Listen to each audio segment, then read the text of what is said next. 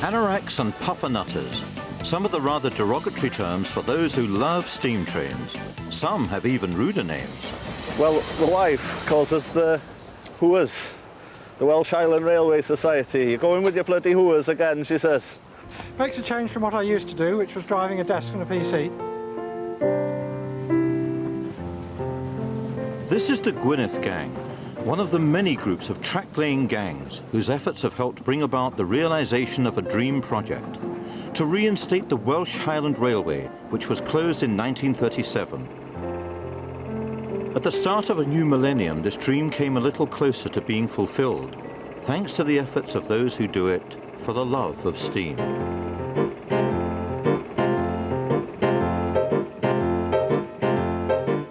I used to work for an insurance company for 26 years, retired last Christmas, and this is my 4th visit to the railway this year.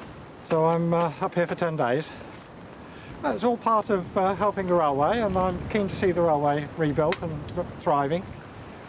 And it's good for me. I think we'll have to get this cleared here, you know, to get it flowing. The Welsh Highland Railway Society has 1,700 members, not all of whom are active volunteers, but those that do so rain or shine. Is it madness? Some would say it is. Well, it's just the enjoyment coming out. Fresh air, and it's totally different from work.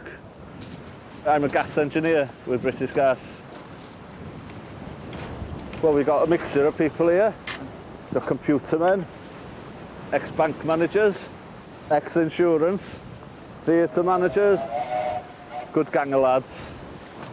So what more do you want? Better weather, perhaps?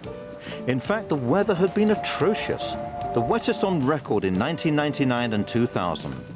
But that didn't stop Welsh Highland Light Railway from persevering. They have a knack for it.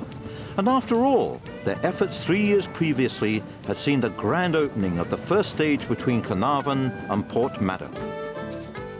In October 1997, we opened the first stretch of the railway, which was Carnarvon up to where we are today at Dinas, just a short 3-mile run. But in the overall plan of the railway from Carnarvon through to Porthmadog, it was important. It was our link with the castle, our link with the tourist centre. When Festiniog Railway reopened this stretch of line 3 years ago, they took a huge gamble. £5 million worth of gamble, because they didn't have the necessary orders and permissions to carry the line on from Dinas through Snowdonia. The gamble would pay off only if they secured those rights and found funding to rebuild the narrow gauge line through a beautiful part of North Wales that included a large tract of national park and skirted the foot of Snowdon, the highest mountain in England and Wales. 26 miles of track coast to coast through spectacular scenery. Yes, the scenery would be spectacular, but so too was the opposition, and a public inquiry was called for. The trackbed had become an integral part of the land. Farmers were furious. Ramblers and walkers were furious. They had been walking the disused track through the Aberglasslyn tunnels since the 1940s. The National Park Society was also furious, as the running of a steam train contravened the park's policy of quiet recreation. On one farm in Bethgelert, the railway, if rebuilt in the original S-bend, would be a huge inconvenience. The one great disadvantage is that my house is within sort of 150 yards of the farm buildings and the farmyard where we work and handle our stock. This crossing here is going to cause us lots and lots of problems.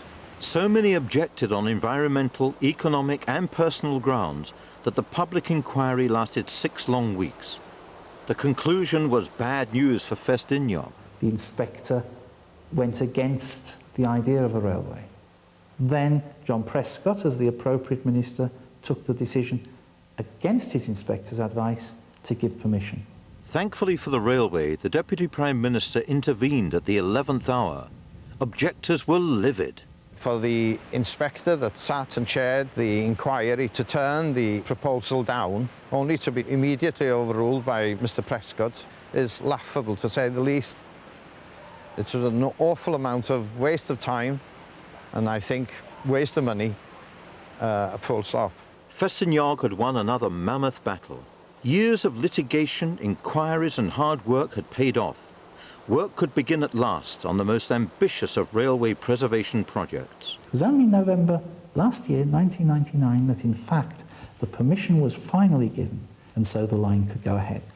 A very expensive, drawn-out, nail-biting time for everybody who supported the line. And another potential disaster had been averted.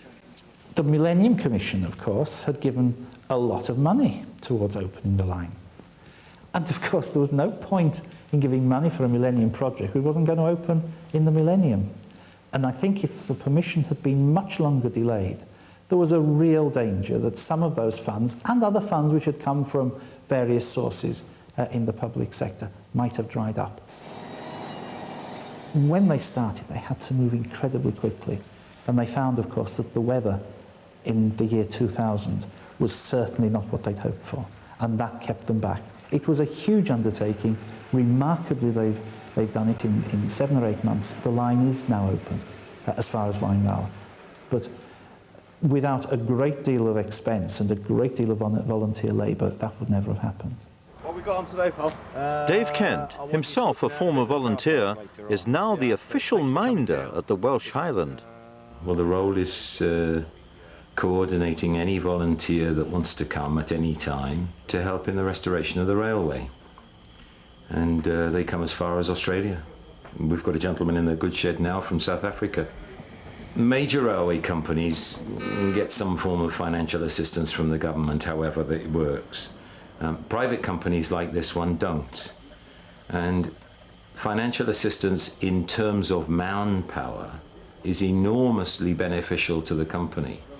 And so all of the man-hours that go on here, whether somebody's got a paintbrush, whether somebody travels the train selling guidebooks, or whether they are a very, very good engineer, they're all contributing to, if you like, the reinstatement of this entire line. I'm a design engineer for British Energy based in East Kilbride in Scotland. I've been volunteering with the Festiniog Railway Group now for 13 years. I came down by train yesterday from Glasgow, just here for 10 days, be working here over the weekends. It allows you to wind down if you've had a stressful time with your paid employment, to then come back to something which is still as stressful, but stressful in such a different way to where I get paid, that it's a change and I get back to work. Maybe not, still maybe tired, but refreshed from the normal trials and tribulations of my own normal work. I come from Maidstone in Kent, so it's a long journey.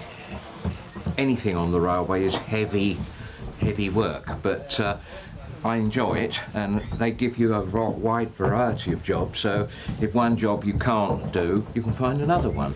And I've been doing it now for 5 years up here, so that's the way we pass our fun, and my wife allows me to play trains, so that's the main thing, it has to be.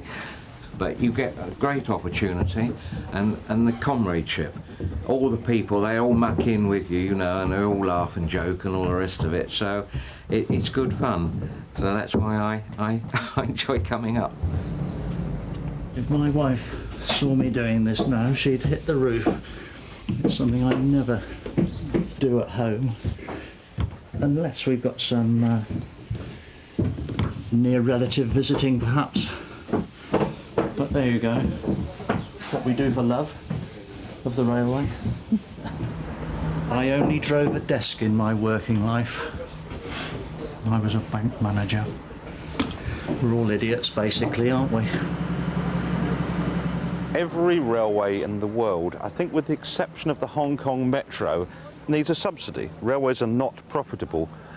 The subsidy that balances the books on the Festiniog and Welsh Highland Railway is the volunteer involvement. Volunteers provide a lot of the support and hours in building the railway, and then they provide about half the hours each year in driving the trains, being the guards, etc. Without that, there wouldn't be a railway. So thanks to a massive effort of paid and unpaid labour, working a 12-hour-a-day, 7-day-a-week marathon, the first passenger train ran from Dinas to Waenvar August 2000 and was an immediate hit with holidaymakers and locals alike. As somebody that likes railways, of course it's satisfying, it's exciting. I think as somebody that lives locally, it's very exciting and satisfying. This is a new major business venture. It's bound to bring economic benefits to the area. It's bound to bring people to travel on the line who then will spend money in the shops and cafes in Carnarvon and in the villages along the way. It's the sort of thing which an area like Carnarvon really needs to increase its tourist potential.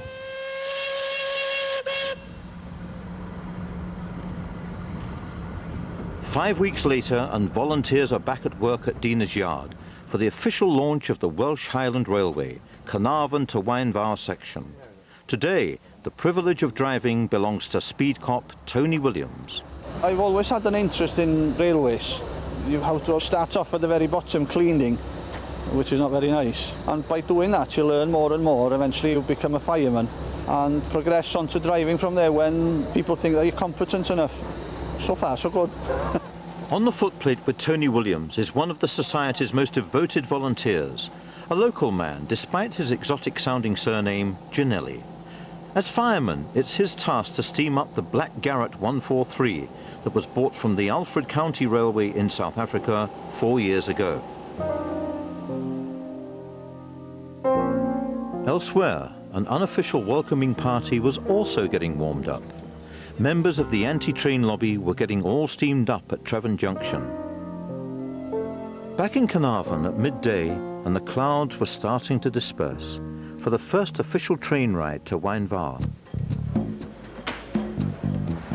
Oh, there's a lot of people here. I never expected so many.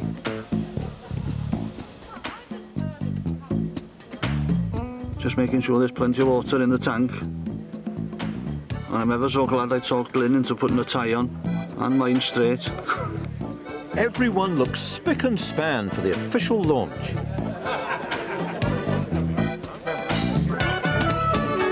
Today's journey is a way for Festiniog and the Welsh Highland Light Railway Limited to thank members, volunteers, sponsors and all who've made the scheme possible. It's Bucks Fizz all round.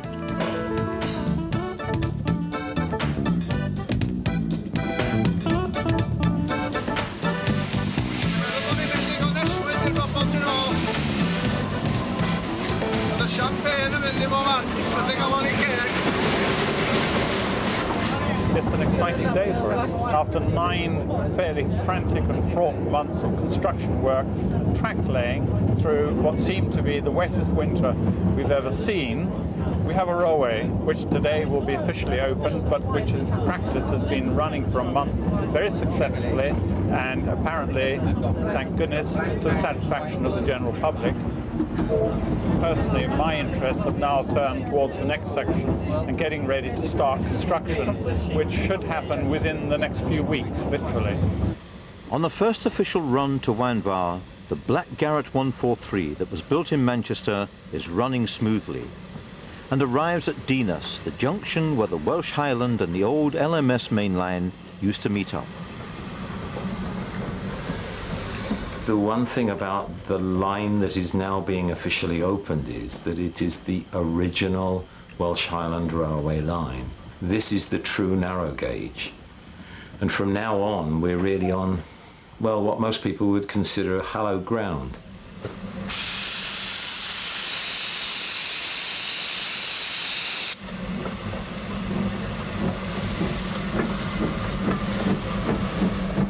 I've been in on this one way or another now for just about 50 years.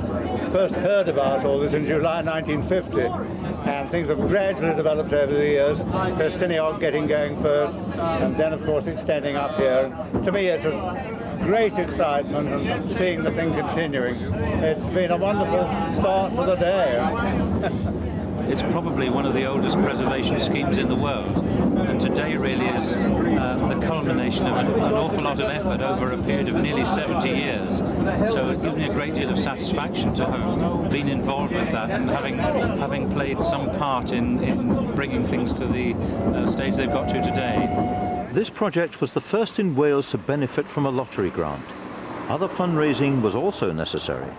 The largest gift has come from the lottery provider, the Millennium Commission. We've then had help from the Welsh Assembly and the Welsh Development Agency and the Wales Tourist Board. But that gave us less than 2/3 of the money. The rest of the money we've had to find from our supporters.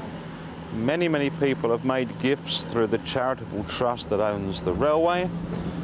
Many out there who believe in the project, believe in the benefits that it can provide the area. They've given money so we can move on as quickly as we can. But not everyone agrees that a total spend of £6 million has been a good thing. To me, it's a hobbyist railway. The Millennium Committee have put out the money for this, which is public money, 4.8 million. It won't succeed. The one before it didn't, it went bankrupt. Well, it's sort of slightly romantic, isn't it, the idea of steam? You know, it appeals to us, the boys feeling inside you, you know, playing with trains. But in fact, it pollutes much more. You can see visibly the pollution it's putting out.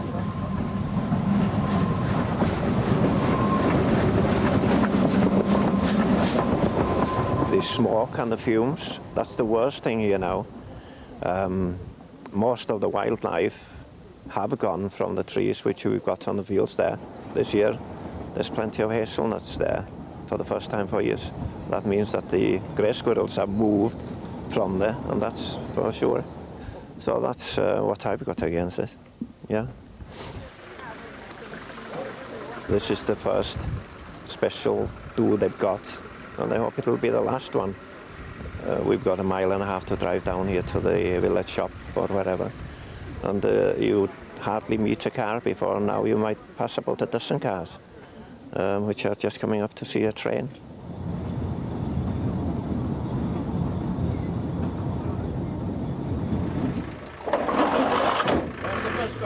We've lost, because of this, good walking routes, it's damaged wildlife, it's lost amenities. And as I say, this is just going to be the 7th tourist railway in the national park. I think that the railway company has pulled the wool over the eyes of a lot of local people. They've told them they're going to get something nice, something that's going to help them, and they're not. This money from the lottery, the Millennium Fund, has been given to something which is, it's just toys for rich men. The railway's always been legally a railway, so there's really never been any cessation of railway use of the land since 1880. And whilst I can recognise that there's a certain amount of inconvenience for some of these adjoining landowners, the reality of the situation is that they've effectively had free use of the trackbed for the last 60 years. And now I think we need to move on. We need to accept the railway and look at it as something that's going to provide a particular impetus to the local economy. I know there's been opposition, but at the end of the day, there's nothing wrong with protesting, and they're all reasonable people and realise the implications if they do go a bit over the top, and I'm quite sure they wouldn't anyway. Trevon Junction was where the Bryn Gwyn branch met the Welsh Highland Railway. With the demise of the slate industry, it became nothing more than a halt.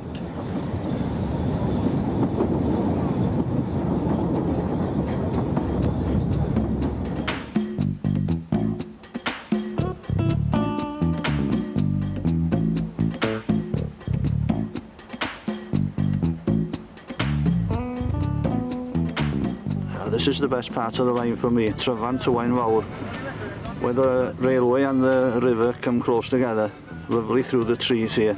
I've had to watch my speed, it's only 15 miles an hour at present, but soon to be 25, and I'm looking forward to it.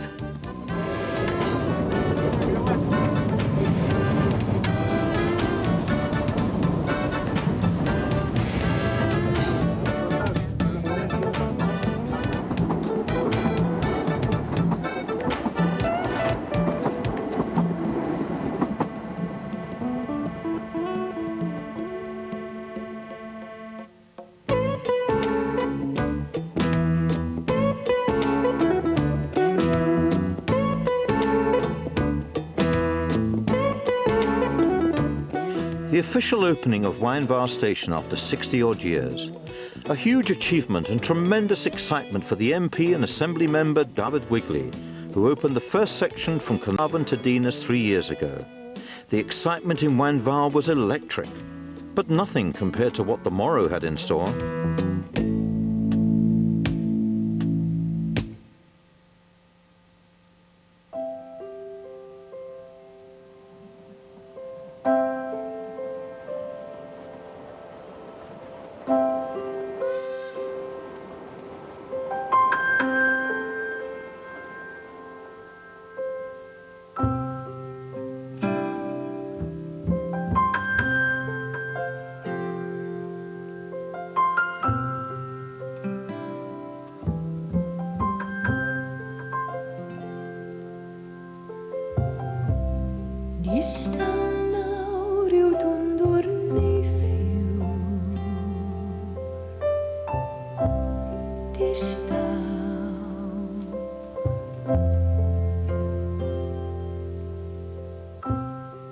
On the morning after, a gentle quiet pervades Dinas Yard.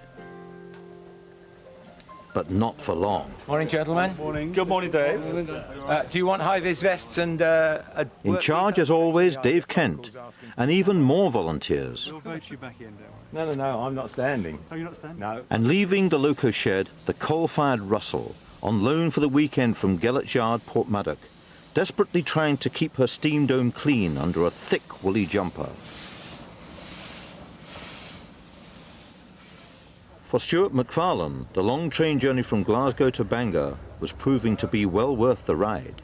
I am one of the pool of guards who guard trains. I do it for the love of it. I enjoy it. It's a nice change from the stress of my normal job. The dedicated volunteers were back in force at Dinas Yard in preparation for the Steam Gala. It's the weekend of the year when the railway enthusiasts come to see all the different engines. But it's good publicity for us. We've been delighted to see how many local people, not railway enthusiasts, local people have come along to see what we're doing, and it's great to hear the local people say, we're going to our railway.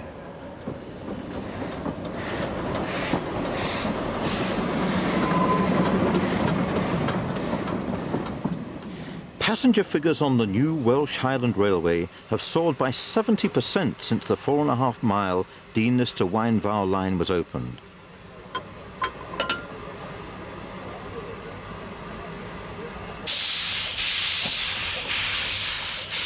My only role here today is as an engine driver, arriving here for about 8 o'clock in the morning, and on a weekend like this where there's an event on, everything's prepared for me, and it's quite good really. All I have to do is just jump in and go up and down the line.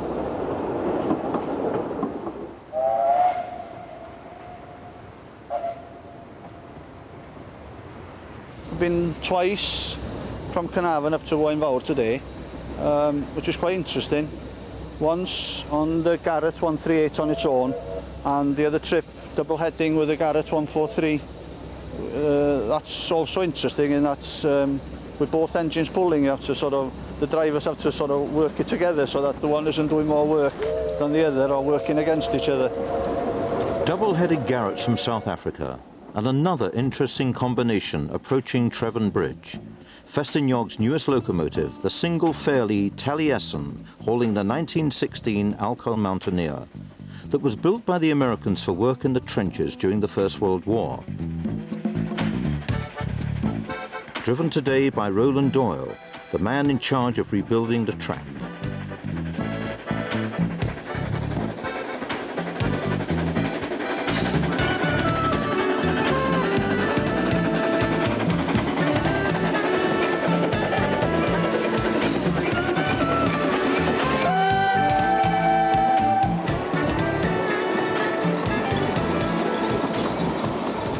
Back in Carnarvon, and an even more fascinating combination, the Hunslet Russell and Taliesin shunting around in a packed station. One Carnarvon resident who was brought up a stone's throw from the original track is delighted. Oh yes, definitely. I always do every trip I go. Yeah. And I'm very glad I'm open now to Wainvar, because it's a good run now. as what people can see today, there's 2 open days here, okay? And tomorrow, Sunday, the best day of all.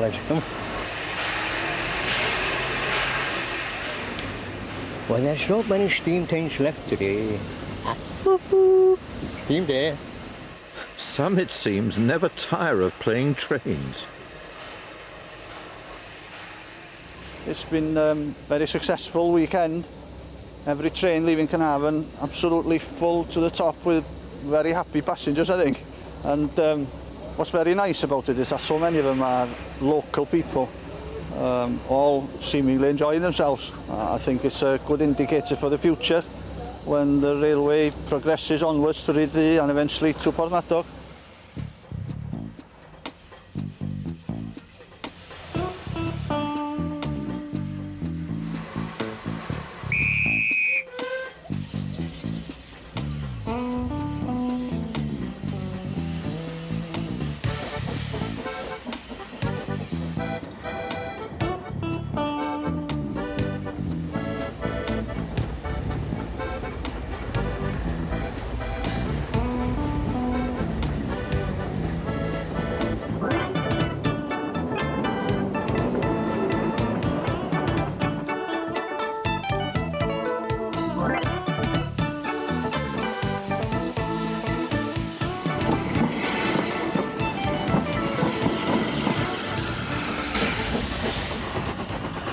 Over the gala weekend, 1,500 people were shunted up and down the track from Carnarvon to Waenvar.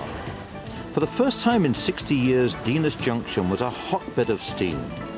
The line had never seen so many happy passengers, nor such interesting combinations of steam trains all on the same track. The Russell was clearly the favourite.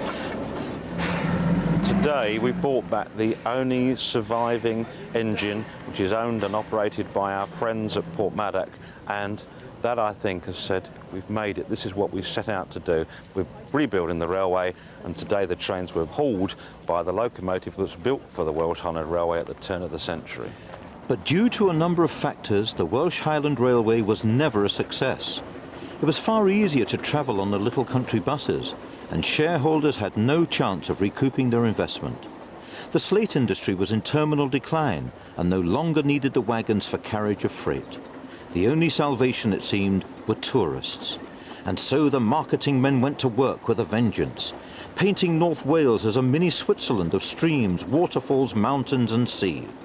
But despite these heroic efforts, the line finally closed in 1937. But many still remember the line with nostalgia. I'm chairman of the Antir-Waenvar Company, and we rely a great deal on visitors and others coming here to buy things in our shop and to eat in the cafe and to visit our museum and our nature park. So it'll be a great asset for us so far as visitors are concerned, I'm sure. Because I lived in a shop here, we relied a great deal on the railway for the goods that were being delivered. Much of the goods came by steamer to Carnarvon, and then they transferred to the railway, and they'd come up to Waenvar on the Welsh Highland Railway.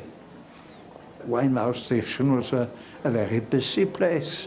I mean, there was a coal siding there run by John Humphreys. It was an exciting place, wasn't it? I remember once changing the points there to try and divert the trade along another track, and we were in great trouble there. We also used to hang on to the side of the carriages and hitch a lift down in the Carnarvon direction, and the driver and the guard used to be very vexed with us for our own sakes, I've no doubt, because it was quite a dangerous thing to do, really. I didn't think it was a small engine, but we liked Russell, yes.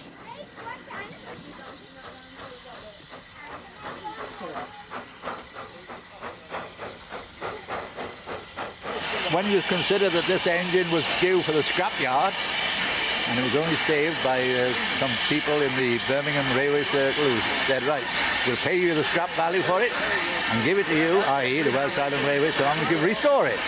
but it cost a lot of man hours, a lot of money, but you can see the result today. Borrowed from Port Maddock and on home ground, today the megastar of the show is the Loco Russell, built in 1906. In deference to such a historic occasion, some members have even gone so far as to dress up in the costume of the day. One who can vouch for their authenticity is John Keelock. My interest started, I suppose, with photographs of the old railway, which perhaps the best way to get to know how it looked. Here's a photograph taken in about 1935, and it shows Daffyd Lloyd Hughes, railway guard, not only on passenger trains but on goods trains, dressed as he invariably was in a Macintosh and a flat cap, and you can see his money pouch and indeed the apparatus for punching the bell punch tickets. Very often, if the train was overcrowded, he would cling to the running board along the carriage and dispense tickets through the carriage window. What a pity that today's trains have no running boards. And in fact, much has changed. The Garratt locos that will eventually haul passengers on the new line are much larger than the Russells of days gone by. And due to their increased engine size, many modifications have had to be made to some of the structures on the new line. At this bridge, the levels had to be dropped considerably and the structure fortified. But not all these changes are quite what the purists would have liked. Sometimes it is a bit difficult to accept the structural modifications, shall we call them, necessary to accommodate locomotives substantially larger than were ever used on the original railways. But having said that, nature is a great healer, and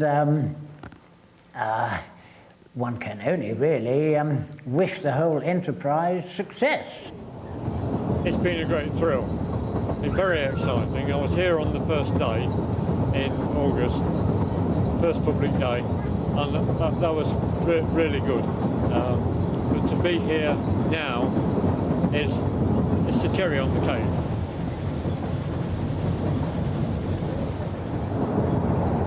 The highlight for me was Russell and Taliesin going through Triven Junction.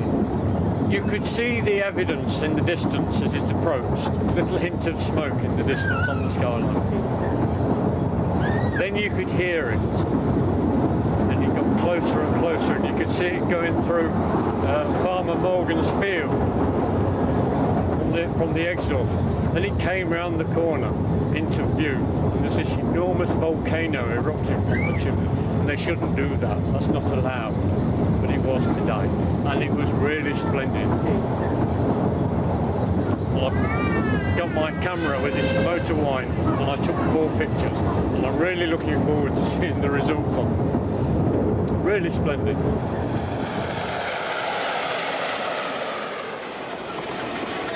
If the megastar of the gala was the Russell Loco, then Cliff Jones, the oldest driver of the day, working with the youngest fireman of the day, was also enjoying his celebrated status, and the Russell's fantastic performance. I could put another 6 coaches on if you still take them. I was only about half a regulator. I didn't go full regulator any of the way up. And yet we were making time all the way along the line. The hardest working man, the fireman, he's the one that has to really make the steam to come up here. I shovel lots of coal and make sure there's enough water in the boiler. And I'm very thrilled and very tired as well. Dirty, tired and completely out of puff, whereas Cliff Jones is completely fired up. Now think of the most beautiful woman in the world, i.e. my wife. It's as much of a thrill to be with this one as it is with her. That's right, so that's about it. Get out of one.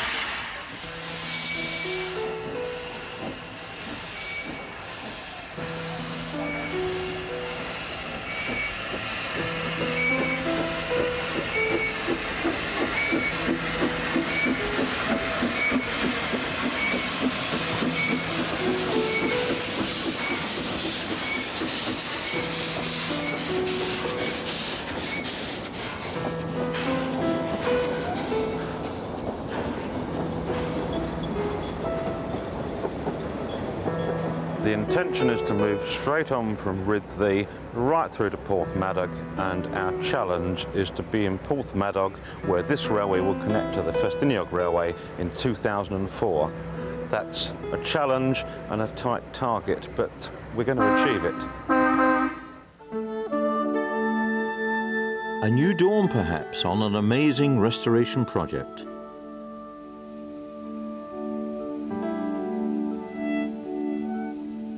The latest addition to Waun Fawr is the water tank. And such was the success and demand of the line after the Steam Gala weekend that passenger trips continued through an incredibly wet autumn to Christmas 2000, much to the joy of Cedric Lodge and Sean Britton on the Mountaineer.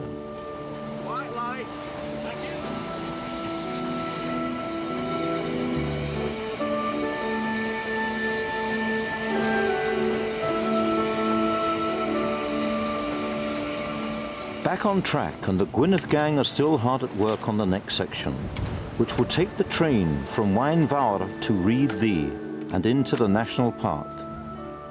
For this section, the funding is in place, and the expectation is that the track will be open by 2002.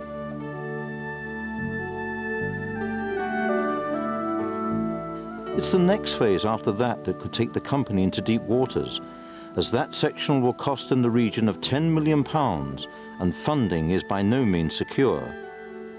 But that will be the challenge, to raise funds and to work with farmers like John Owen to ensure that the railway works for the benefit of all.